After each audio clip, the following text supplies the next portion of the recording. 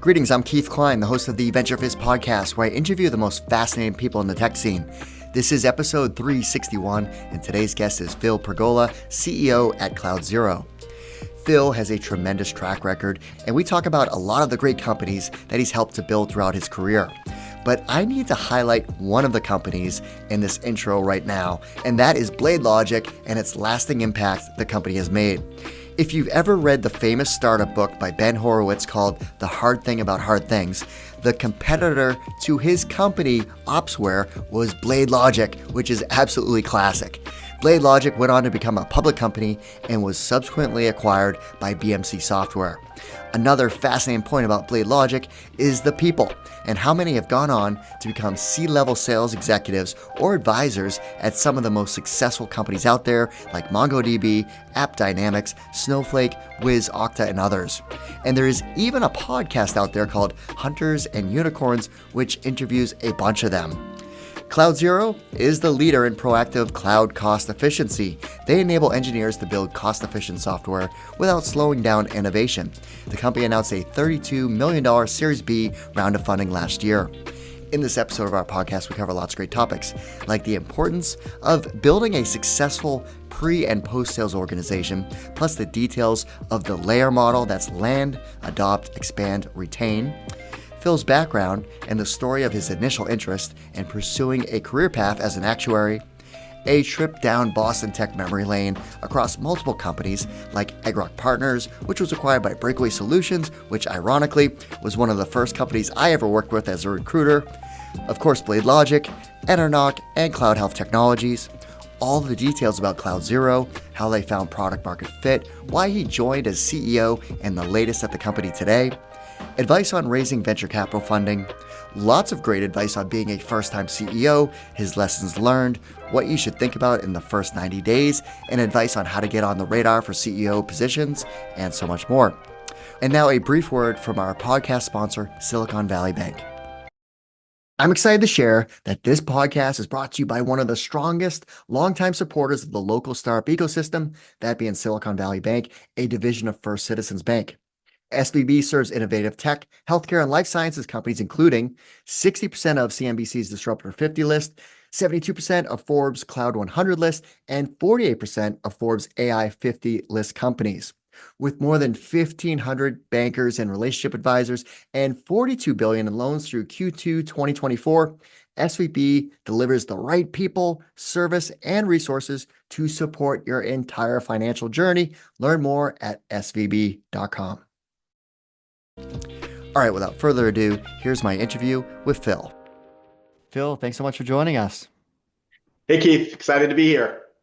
We're going to talk about one of the fastest growing companies in the Boston tech scene that's called CloudZero. But before we get into your background story and all the great stuff that you've been up to, it's very obvious as we're going to talk through the journey of your career that you have done a lot as it relates to building very successful pre-sales and post-sales organizations, which if I was a first-time founder, one, I don't know if I would understand how critical that is, but second, how do I actually build a successful one? Yeah.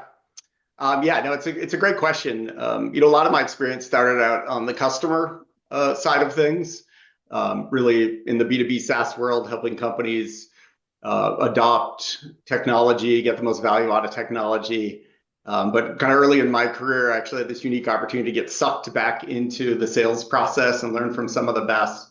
And so really what I've been trying to perfect really over the past almost 2 decades is really understanding what's the most effective way to land an account.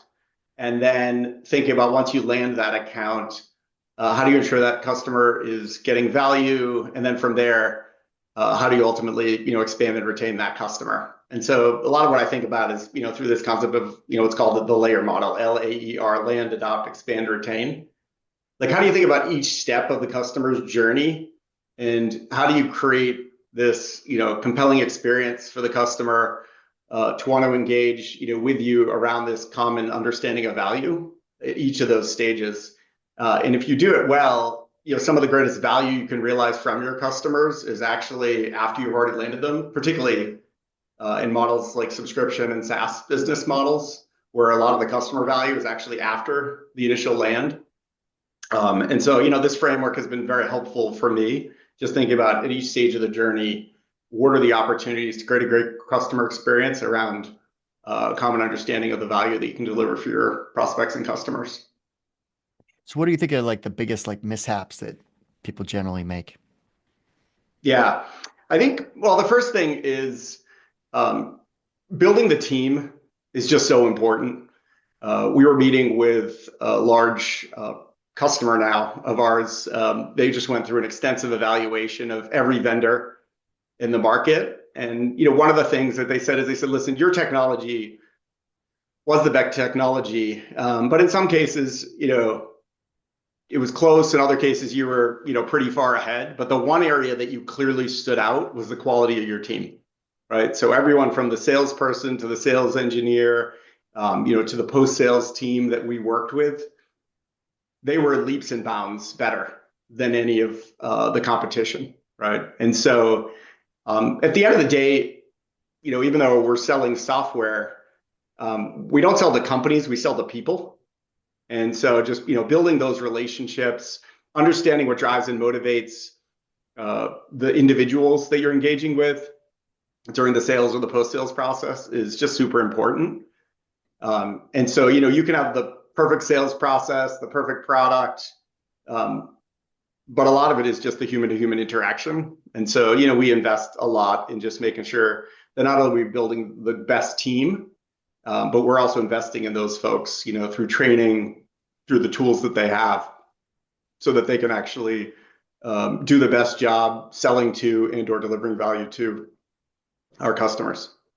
Yeah, no, that's so important. The team is everything, especially like you say, you sell to people, not to companies. So that's so true. All right, so let's rewind the clock. So where'd you grow up?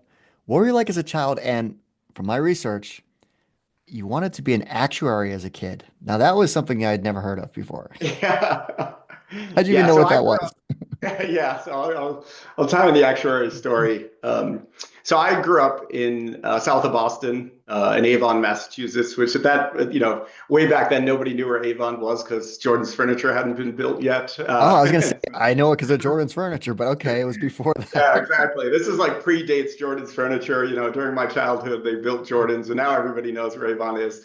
But really, I grew up in an area in Avon, right near the Brockton line. Wasn't known as, the safest or probably the best environment to be, growing up as a child. But I was just, I was everything they say that is the opposite of like, today's children, where like, there's so much like social media and things in front of them and structured activities. Like back then, there was nothing. It was like me and my friends just getting on our bikes and going out and That was playing at the awesome. playground. And, Yep, it was creating awesome. our own our own fun. Not always the best fun. Back then. And I was a good student. I was really into math. And my mom, I was a third child, and so my mom used to say like, "You're destined to be a lawyer because you're always like litigating things in our family." And then one day she came home with an article and said like it was like titled like the best jobs where you can make a lot of money and not work that hard. And I was like, well, that sounds pretty cool. Like, and the number one was an actuary, and I was really good at math. So fast forward, I went to college as a math major. I had an actuarial internship in one of the best actuarial programs in the country at the time, Travelers Insurance. And what I decided is that I liked automating what the actuaries do a lot more than the actuarial work, and that's how I got into software. So, That is hysterical. Wow, you were actually on the path though. You actually were going to potentially become an oh actuary. yeah, So I was on the path. I had job offers, and but I just decided I took a detour and got into software. Started with consulting and then went to software companies. okay, But well, so but you were on the rowing team at Boston College? I was, yeah, I was always like I was a good athlete, like as a kid growing up, and yeah, I was recruited to run as a Division III runner, and I decided to go to BC and focus on my academics, and then like literally my first week of college. I'm like a 6'1" skinny kid who, is in relatively good shape. Someone recruited me to be a rower, and I rowed competitively for, 4 years, year round for, 4 years, and even a little bit after college as well.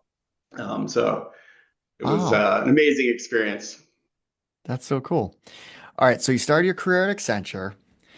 So you kind of got the foundational years, which I when I started recruiting, that's where I spent my time recruiting people out of Accenture, Deloitte, Bearing Point, which spun off from KPMG and Ernst and Young. And so I was recruiting. I probably cold called you at some point. I probably did.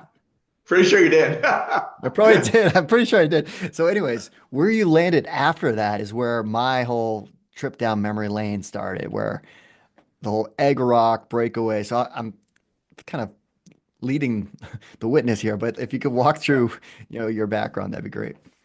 Yeah, sure. I did consulting at Accenture for 4 years, and one day I got a call from a guy who actually used to work at Accenture with me. We never worked on any projects together. This guy, Vance Loisel. And he's like, hey, we're starting up this little business unit inside of this company, Egg Rock Partners. And Egg Rock was like a small boutique consulting firms, and there were like 20 of them that all had come out of Cambridge Technology Partners back then. And this is like in the late 90s. He said, we have this novel idea. We're going to deliver software over the internet to companies. Groundbreaking. So this is like the earliest days of the SaaS business model. And he's like, we'd like you to kind of come on board. And at the time, the team, it was like 3 or 4 of us back then that were actually working on delivering CRM software over the internet. Now, like, put it in perspective, like Salesforce hadn't been founded yet, right? This is like sort of coming up, months later, Salesforce would be founded, right? Wait, but I'm gonna guess. Let's see how good my memory is. The software you were delivering was Onyx.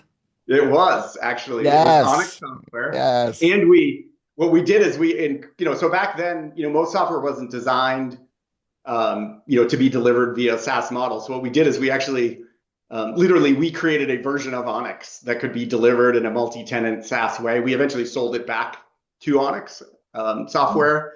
And we did that with a couple other, software products as well. And, we had integrated a couple of different third-party software applications back. And so like fast forward a little bit, EggRock eventually gets acquired by Breakaway. And it was very funny. Breakaway was in the hosting business. And they said there's no money to be made in like delivering packaged software over the internet. Everything's going to be in like custom hosted software. And so we eventually kind of wound down the SaaS business. Just kind of crazy to think about in favor of what would now be the equivalent of like the Wixes of the world, like offering websites at like really cheap. So if you had a choice, do you want to be Salesforce or something else? In retrospect, probably wasn't the best decision, but that's also where I met a lot of the folks that I eventually ended up partnering with over a large majority of the rest of my career. So all in, it was an amazing experience. Well, Breakaway was one of our customers. So I was at this recruiting firm called Darwin Partners, and we worked very, very closely with Breakaway. So, you know, I don't know him, but I remember Gordon Brooks and, the whole team. And we were just, recruiting out of the Accentures and Deloitte Consultings and Oh placing yeah, them at Breakaway. And my wife, she actually spent time in Conshohocken doing, did you have to live Conshohocken, at, yeah. I ran a team in yes. Conshohocken outside of Philly. Yep. Yeah, so she was down there like staffing that team, running that project for a recruiting point of view. So just totally great memories. I just remember all the, Razorfish, Viant, Scient, IXL, that Science whole Zephyr. Zephyr. Oh my God, Zephyr. Yes, totally. So, all right. So, but what spawned out of there was all these connections that you had. And then one of the great stories that I was so excited, like when we saw each other recently, I'm like, BladeLogic. Like, it's such a great story. Yeah. Yeah, so the hosting division of Breakaway was actually was through an acquisition of a couple of different companies, and so one of the leaders of one of those companies was David Echeria. Most folks would know Dave now as the CEO of MongoDB, and Dave's also on the board of many really high profile public companies these days. And then some others, in the Boston area, Steve Kokinos, Steve's, been involved in founding multiple companies, locally. So Steve was one of the co-founders of one of the companies. Dave was, not a co-founder, but Dave Wright was the general manager of this hosting business unit that ultimately the business that I was a part of at EggRock got acquired into. And so, that's when I started, working for Dave And eventually Steve, Dave, Vance, who had recruited me into kind of EggRock Partners, and then Vijay Menwani, who was one of the CTOs and founders of EggRock Partners, they all went off and founded BladeLogic. And so I eventually was hired into BladeLogic around the time that BladeLogic had landed their first like large logo that they needed to make successful, and was starting to think about how we're going to make our customers successful.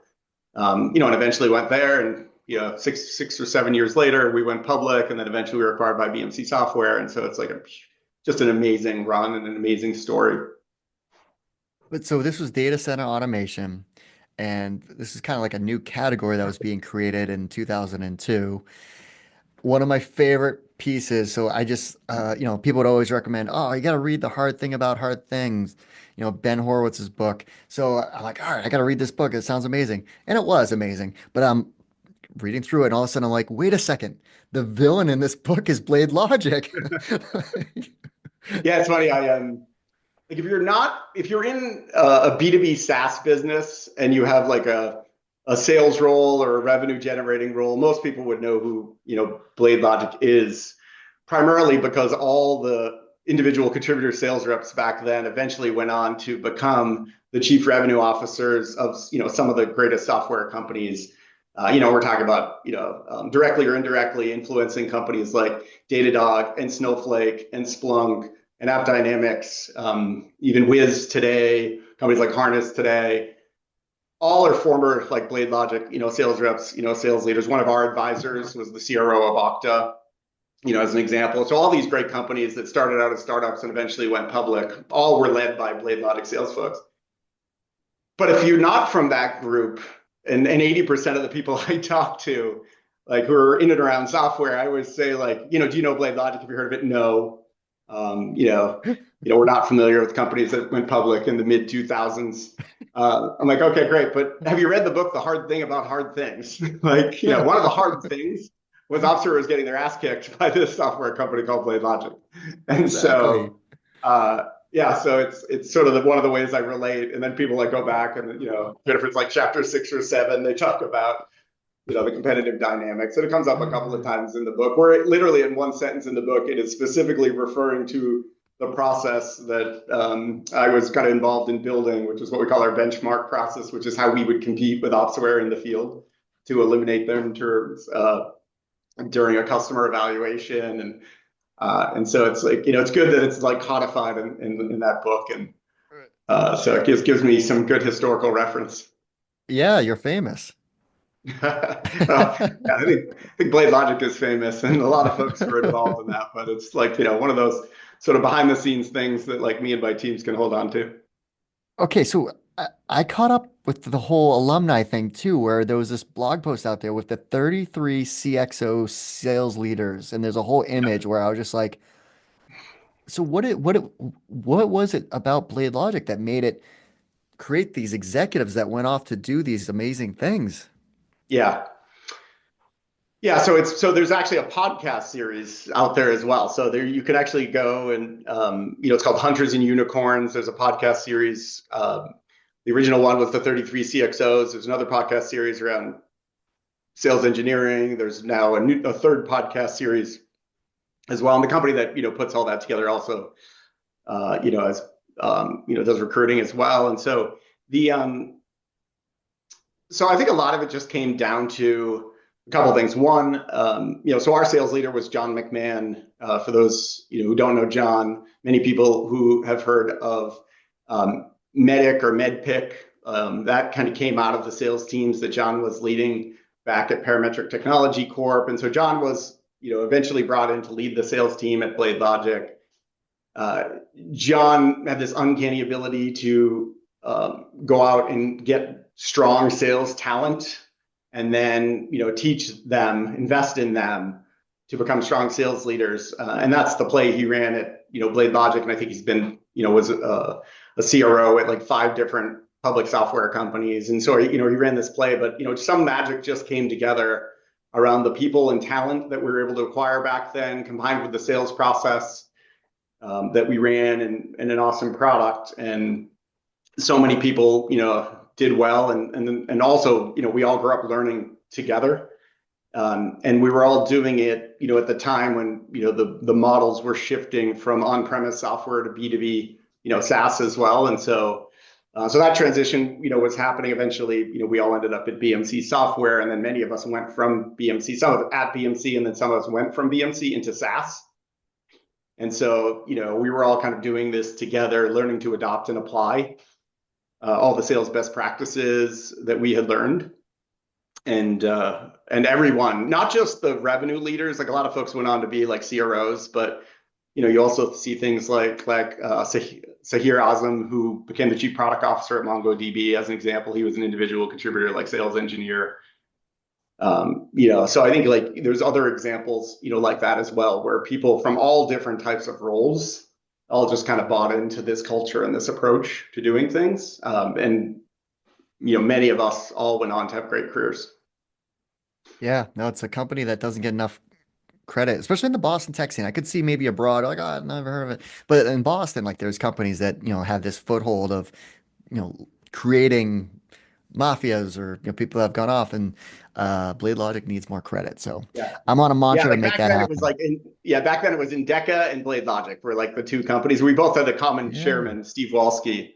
And those are like the two hot companies back then in the Boston area. You guys shared a same chairman for Endeca, and BladeLogic was the same person. Yeah, Wow, I didn't know that's that. right. Okay. Yeah. That's a And fun so fact. obviously, like, out of kind of the Endeca world, actually, so Chris Comparata was the CEO of Toast. He's an old Yep. Egg Rock Partners guy. No you way. I know, didn't know that. Okay. yeah, so he kind of goes back, but then you have like the Endeca, kind of, crew. There was sort of the Endeca Yep. crew, the BladeLogic crew. They were kind of growing up together. Even today, for me, I think you and I met through like Andrew Lau, like, Yeah. Jellyfish is upstairs from us. We're in kind of similar spaces, adjacent but similar spaces, like, Jellyfish and, CloudZero both doing phenomenally well in the Boston area. But those were Oh, the two that's companies awesome. back then. And then, later on, everybody heard of like HubSpot and, Toast and Acquia and all these other great companies that have done phenomenally well. Klaviyo, more recently. Yep. But yeah, back in the mid 2000s, it was like Endeca and BladeLogic were two of the hottest software companies in Boston. Well, Steve Papa was just on the podcast a few episodes ago, so great story there too. All right, so Yeah. what did you do next? Yeah. So BladeLogic goes public. And then, so during my career at BladeLogic, I went through these 12 to 18-month roles where I ran support, I would run professional services, I would run sales engineering, I would run product management.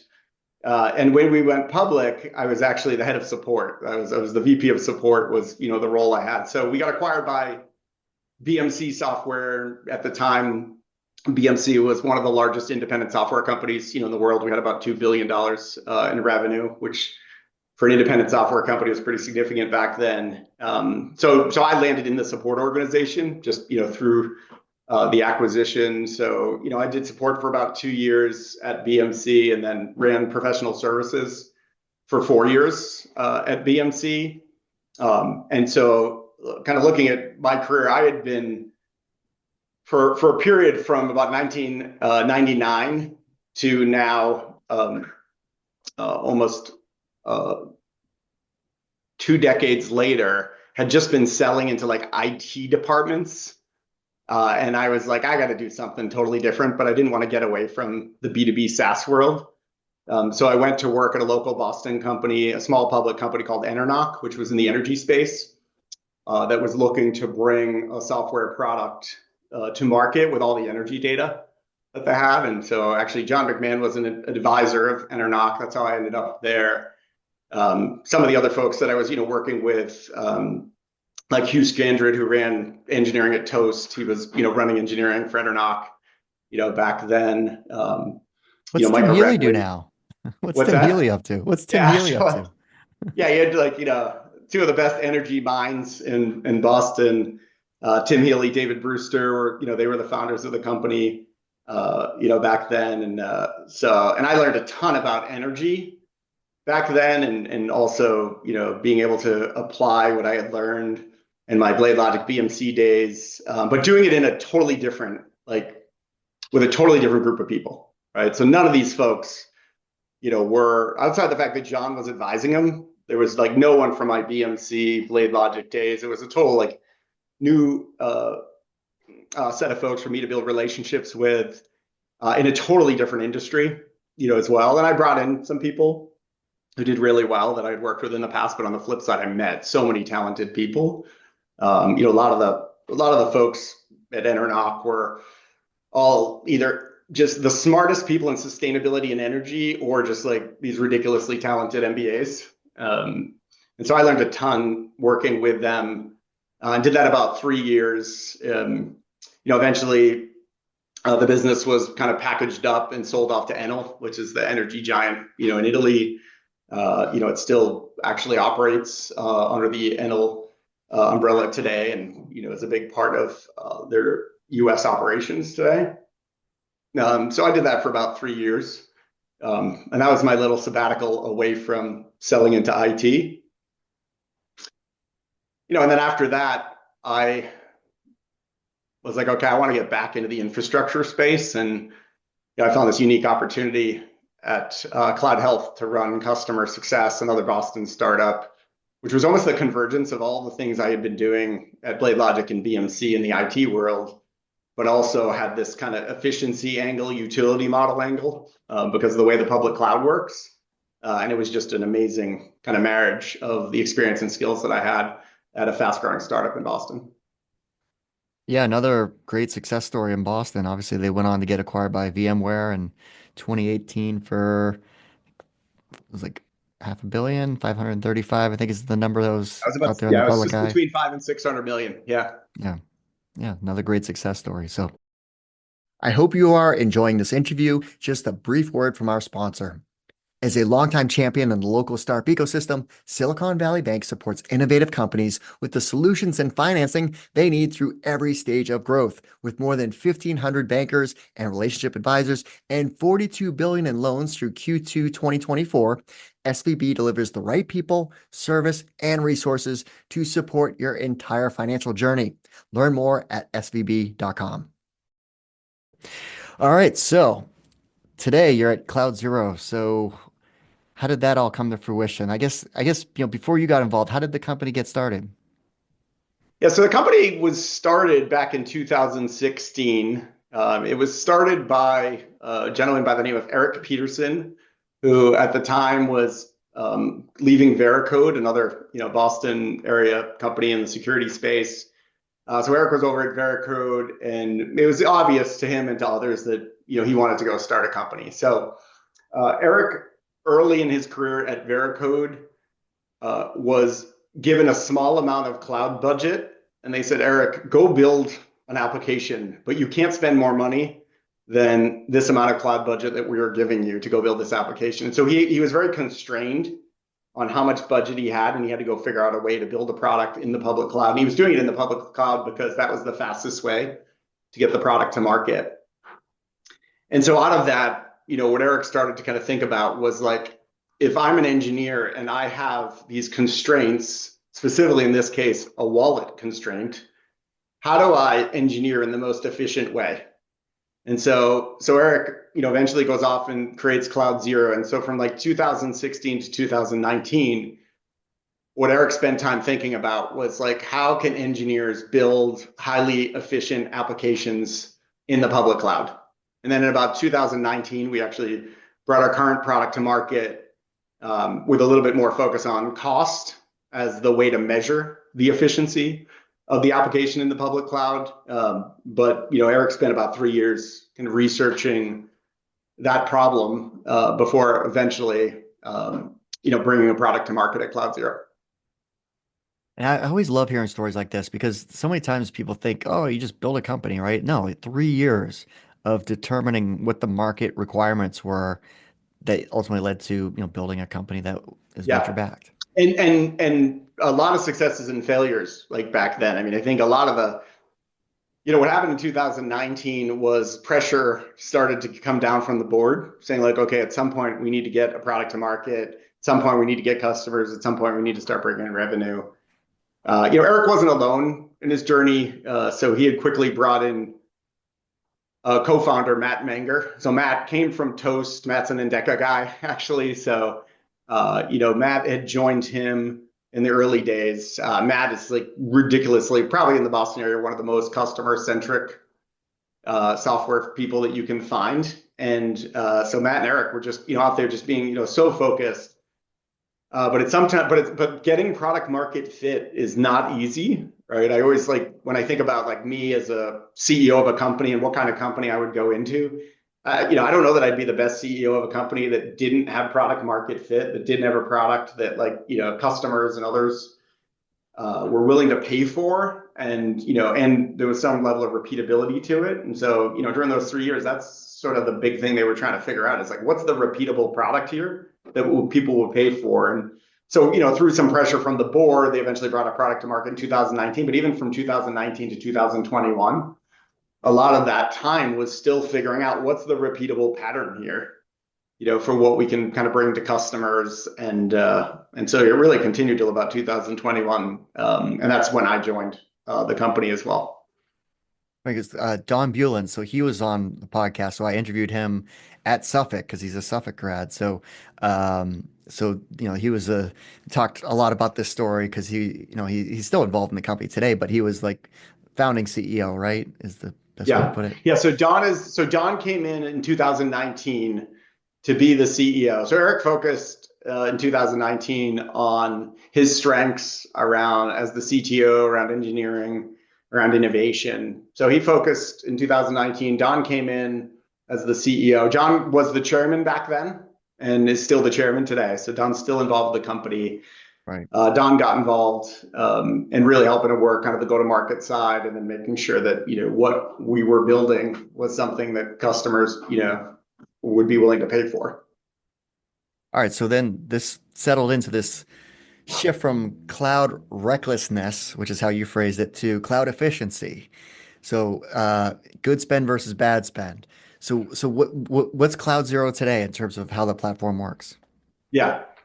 Well, before I dive into that, I think it's important to frame up the business problem that we're solving. So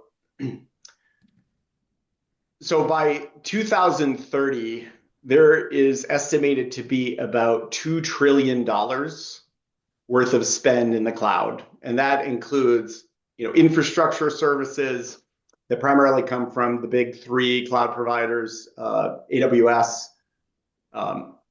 GCP, and Azure, right? Most people don't know that one of Amazon's most profitable and largest product lines is actually selling IT services. That's Amazon Web Services. GCP is Google's offering. Azure is Microsoft's offering. Then you have different platform services and SaaS applications. And so that's where companies like Snowflake, MongoDB, Databricks, and then also companies like Datadog and Splunk, which are managing those cloud resources, all fit in. And so about $2 trillion, and it's estimated about a third of that is actually waste, right? So if you think about, a third of $2 trillion as waste, that is greater than the GDP of almost every nation in the world right now. Wow. Yeah. Wow. Okay.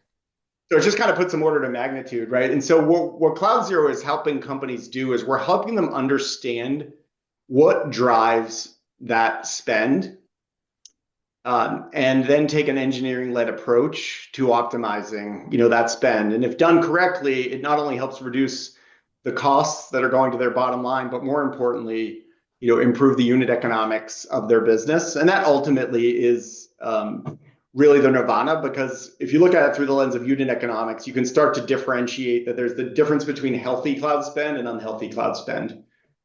Every app that we use, every website that we use, likely this podcast, that's all living in the public cloud. All the infrastructure behind the scenes that makes that possible is all in the public cloud. And so in one sense, that public cloud spend and that public cloud usage is actually oxygen that brings those companies to life. So it's really important to be able to differentiate the difference between good spend and bad spend. And so to do that, you need to understand actually what drives that spend, right? And so, for example, if you're a B2B software company, you've got customers who buy products and are using features within those products. And those features are made up of technology components that are built by engineers. And so understanding which teams are driving the spend, which products, which features, and then being able to kind of look at that in the context of the unit economics of the business. So, for example, differentiating between a profitable customer and a not profitable customer, or a really expensive feature and a more efficient feature. And so that's really ultimately, what we're helping companies do so that they can just build better applications. Got it. Okay. So to do this is not easy. So so how does it all work? Yeah. So there's kind of two things that need to come together. I mean, really, what we're solving is a very complex data problem, right? Um, so the cloud providers, the SaaS vendors, the infrastructure providers, they have down to the minute records of the actual usage of the cloud, which products are being used, at what price points. And so, if you think about something like, it's now a Monday. Yesterday, we were all watching NFL football games. Like, there's a crazy amount of technology behind the scenes that makes that whole production, work. And every second, there is, millions and millions, if not billions and billions of data points that are actually being kind of gathered. And all of those have a price associated with them. And so you have like this cost and usage data that you're getting from the cloud providers. And then what you need to do is then you need to overlay that with customer data, with product data, and bring all of that together into kind of this, giant data, it's a giant data problem basically. And then you need to surface that up to the end customers in a way that is meaningful for them, right? So ultimately, our goal is to get it in the hands of the engineers who actually build the software that is running, our customers' applications. And so, that's sort of really, important. And the consequences are pretty significant. Like, so one of our customers, as an example, is Peloton. And so, Peloton, one of the software engineers decided to change the frequency that a bike checks in with the internet to see if new code is available. And he changed it from once a day to once an hour. So you can think of that as like 24 times the amount of processing. On an annualized basis, that would be a $4 million code change, right? And so now you're starting to get into, is there $4 million of incremental value? This particular code change, we were able to catch, almost immediately when it was only about $10,000, worth of spend. But the changes that are happening in the cloud, I mean, there's 20 million software engineers that on average are checking in 4 lines of code or doing 4 code check-ins a day. So that's 80 million code check-ins a year. So there's a crazy amount of change that is actually happening as software engineers are building software in the cloud. And so you've got this, this really big kind of data problem of like, how do you get the information in the hands of these software engineers to make good decisions and be wise about, how they're spending their company's money? Right. So yeah, because this is an engineering-led type of optimization tool versus it's not like a finance tool where the CFO and the controller or director of finance are looking at this to cut spend. This is something that engineers are using to optimize their spend. Yeah, the way we think of the world is there is a finance problem, right? So if you think about many companies, many of our customers are spending tens, if not hundreds of millions of dollars a year on the cloud. And so obviously that gets finance's attention. And oftentimes the compelling event to do something about their spend comes from finance. And so the way we like to think of our solution is it basically is creating a bridge that is bringing together the finance professionals and very specifically like the FP&A teams with the engineers, right? One of the things that we like to say is every engineering decision in the cloud is a buying decision, right? So every time an engineer makes a decision on how they're going to build a piece of software, directly or indirectly, they're spending money. And so, what we're trying to do is create a common language that finance and engineering can kind of look at the world through and create a bridge between these two organizations. Because ultimately, if you want to impact the dollars, you need to get engineering engaged, right? And so it is really critical that you do it in a way that engages the engineering teams. But obviously, finance is a huge stakeholder and oftentimes the catalyst for doing something about it. All right. So when I hear about this, I'm like, okay, well, what does this mean in the world of AI now, where things are just multiplying in terms of usage and cloud? Like, so what does that mean?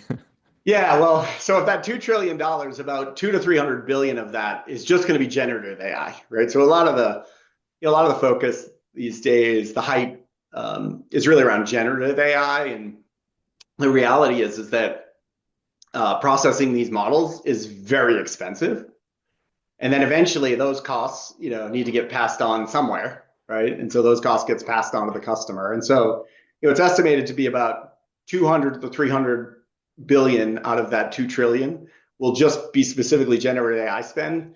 What people have seen recently in the financial reports of some of the largest cloud providers is that for the first time in many quarters, their growth is actually starting to accelerate because of this increase in demand around generative AI. And generative AI is just one example of how this problem gets more complex over time. It's a new type of spend that has, new pricing models for how it's monetized.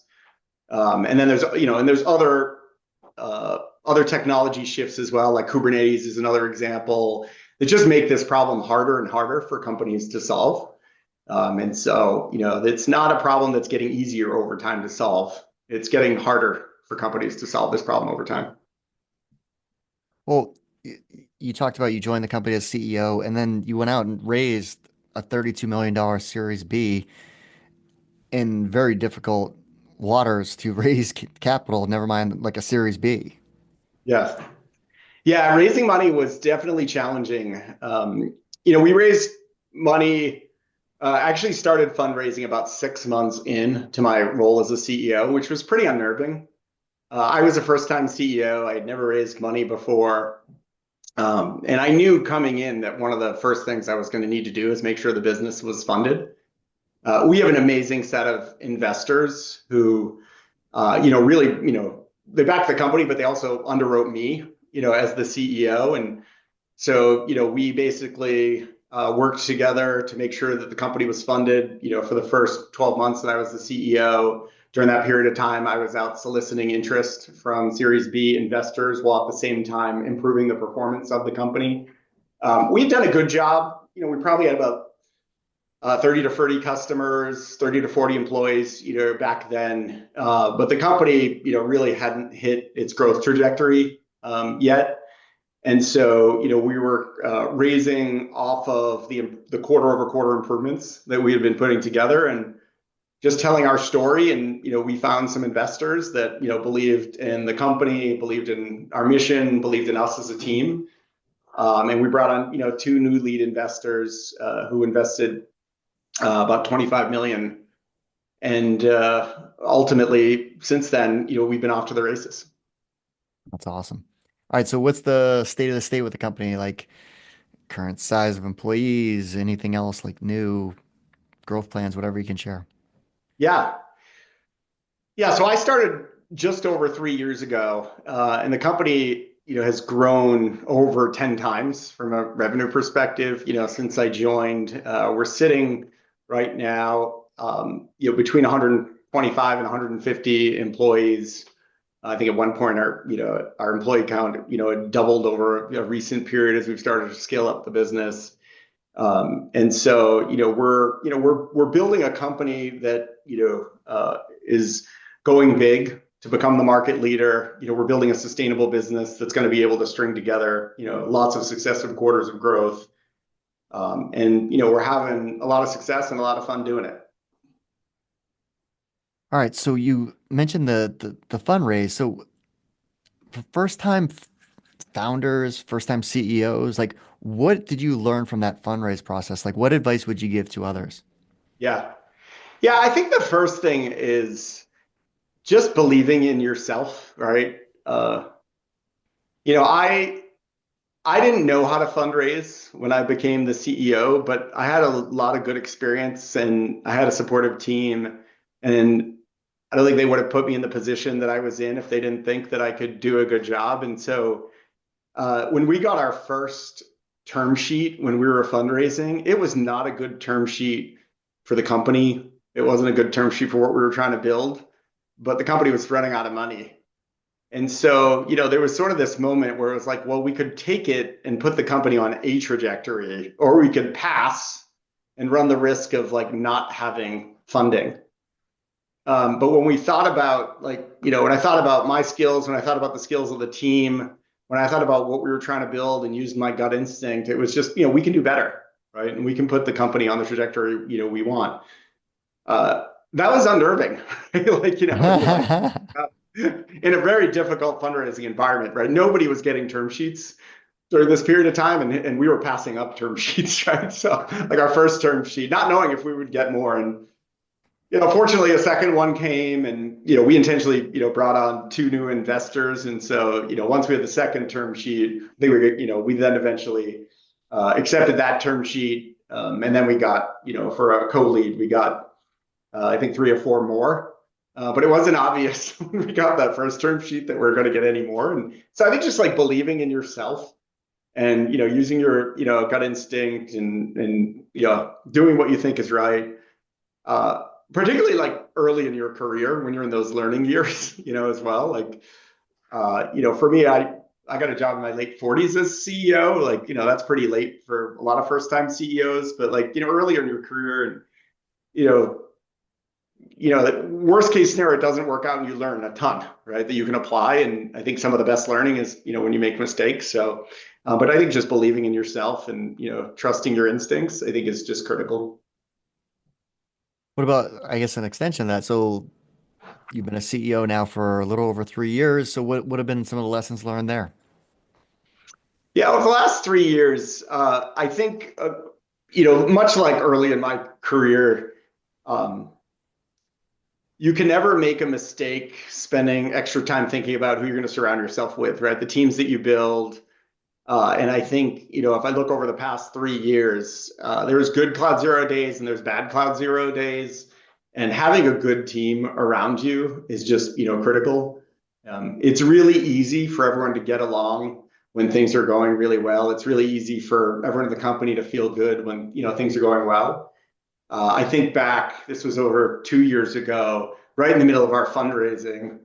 We had some deals that slipped a month, and the quarters were looking uncertain right in the middle of fundraising, and when everyone was scrutinizing the numbers, and there were some dark days. But we had great people around us, and like within weeks, like everything turned around, right? And I think just having good people around you, whether it's the people that you have in your team, the investors that you surround yourself with, like just being very mindful of like who you're surrounding yourself with, I think is just absolutely critical. We haven't raised a Series C yet. We're still in kind of the early days of the CloudZero story, and a lot of what we're able to accomplish is through the people that we have, right? No software product is perfect. No sales process or engineering process is perfect. So a lot of it comes down to the people. So I think that's just really like one of the most important things, just surrounding yourself with great people. And outside, like, so what advice would you give to a new CEO on, hey, this is what you should think about your first 90 days? Because you're walking into a company and you don't know what you don't know. Like, so what are realistic expectations for your first 90 days? Yeah. I think understanding what you have, like if, in my case, I was coming into a company that, had been around for 5 years when I became the CEO. And so just taking the time to get to know the team that you have, getting to know the product, the customers. I see a lot of times, when new folks come in, they or want to jump right away on the assumptions that they've made, the actions that they want to take. And I think just taking a little bit of time to just really understand, particularly in our case, we're a software company, right? So just understanding the software, understanding the customer's love of the software, what they don't like about the software, understanding the team that you have, building relationships, with folks and putting in the time to, build those relationships. I think is really important because in your first 90 days, you're laying a foundation, right? And then that's the foundation that the rest of your kind of career is going to be built on. I mean, that being said, like you need to operate with a sense of urgency, right? So, sometimes, you get involved, like, we got involved. When I got involved, I had to fundraise. There was a sense of urgency around that. And so, but you can kind of work the two in parallel, right? Nothing better than some hard work in the trenches to build relationship. So you definitely need to operate with a sense of urgency, but investing the time is really critical. Okay, one more question in the whole CEO category here. So how do you get yourself on the radar? So you've been very successful building these different functional areas and software companies at scale. So that would have been a layup to go get one of those jobs. But how did you become part of the conversation that, Phil's looking for a CEO job, like recruiters, venture capitalists, board members? Yeah.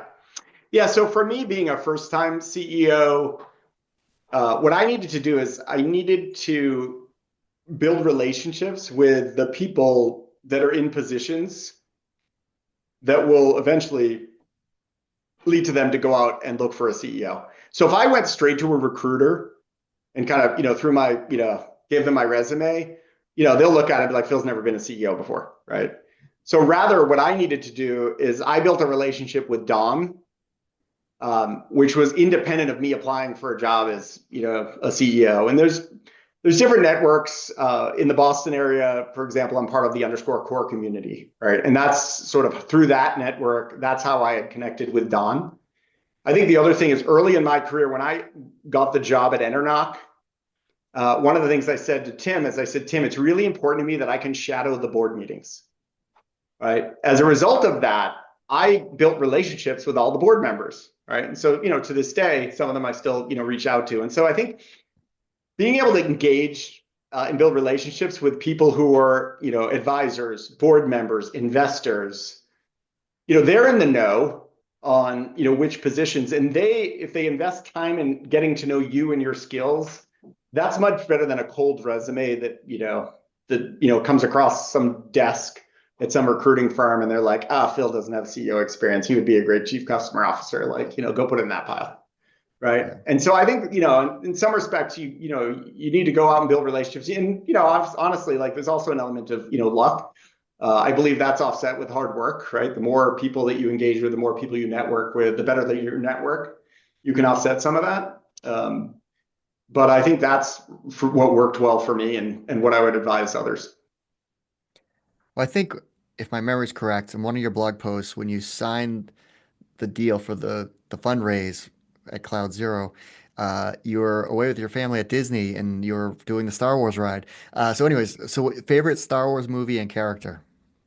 Yeah, favorite Star Wars movie and character. So definitely The Empire Strikes Back, hands Good down. answer. Good And answer. I literally have a Chewbacca like on my desk. So I think that's like the obvious answer, for me. All my Nice. nieces and nephews know too that I also do an incredible job with my Chewbacca voice as well. So, definitely Chewbacca.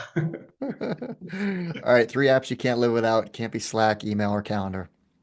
Um, Does like Google Workspaces count? Like, I mean, Google Docs, Google Sheets, like, is that, that's like not email. I spend a disproportionate amount of my time, in those tools, just collaborating with like others. I think they're phenomenal. Mhm. Um, this one is very like, cliche right now, but once a day, I'm forcing myself to use ChatGPT to do something like Mhm. literally every day, 7 days a week. Part of it's educating myself, Mhm. right? Part of it's educating myself. And part of it's just getting comfortable with the power of the technology. And I use it for work, right? I use it for, work. I had a task yesterday. I was like, I was looking for a document that I wrote literally like a decade ago, and I couldn't find it. So I just threw in ChatGPT. I was like, give me the service level agreements that you would do for a software company at this stage and size. It literally kicked out exactly what was probably in that doc I wrote a decade ago, right? My son's doing college search, right? We're using that, to help, like there's just so many examples. So I'm just forcing myself to use it to learn the technology. And at number three, 100% would be TripAdvisor. Like I travel and eat out a ton. And that, and a close second would be Airbnb and VRBO related to that, but just travel research like is I spend a crazy amount of time, and I think all three of those apps, but probably of the three, I think day to day I probably use like TripAdvisor more. All right, great answers. All right, podcast or book recommendation for entrepreneurs. Well, I think, going back to the earlier question around like building pre and post sales teams, the Revenue Builders podcast, I think is, phenomenal. Because you get, all those 33 CXOs and then, just so many other folks who have had a huge impact on revenue organizations and just organizations in general are all guests. So I think the Revenue Builders podcast is, one of the ones I recommend for a lot of folks, particularly in go-to-market roles. I think that's just phenomenal. All right, what do you like to do for fun outside of work? Well, I'm really big into the outdoors. I hike a ton, I ski a ton. Me and my family, if we're always trying to hit multiple national parks a year. I'm also a huge tailgater as well. I went to Boston College. I have two tailgates. Everybody laughs at like how orchestrated my tailgates are and like how I've got everything, figured out. In terms of like, menus, alcohol, beverages, like, so, in the fall, I'm, planning tailgates, and then the rest of the year I'm out skiing and hiking and running. So, That's awesome. I love that. yeah. Cool. Well, thanks so much, Phil, for taking the time to walk us through your background story, all the great memories of the Boston tech scene and the work at BladeLogic and all the other companies, and of course, what you and the team are up to at CloudZero. Yeah. Thanks, Keith. It was great catching up with you today. And it was really great being on the podcast.